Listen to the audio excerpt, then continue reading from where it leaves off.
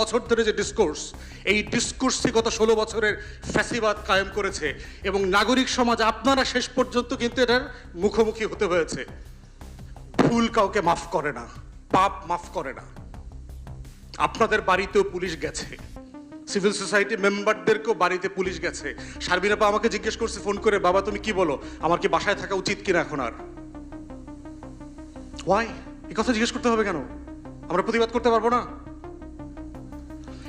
এরপরে দেখেন, এক্সাম্পল দেই, দেশের সবচেয়ে সাকসেসফুল প্রাইভেট ব্যাংক ইসলামী ব্যাংক দখল করার আগের ন্যারেটিভটা দেখেন।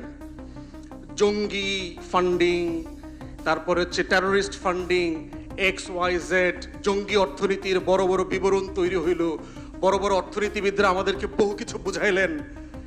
ব্যাংক যখন দখল হয়ে গেল, এরপরে বিচার করলেন না কেন এখানে কোথায় কোথায় জঙ্গি হয়েছে, কারে কারে ফান্ডিং করছে? আমরা জানি এগুলো প্লেয়ার কারা, A to Z প্লেয়ারদের নাম জানি, তালিকা আছে। NSI 6.5টা ইন্সপেক্টর এঙ্গেজ করছে সারা বাংলাদেশে এই ভুয়া সার্ভে করবার জন্য। টাকা আসছে কোত্থেকে জানি না আমরা? কোন কোন এম্বাসিতে, কোন কোন হাই কমিশনের বাসায় মিটিং হয়েছে, এগুলোও তো আমরা জানি। আপনারা করছে, নাগরিক সমাজ করেছে।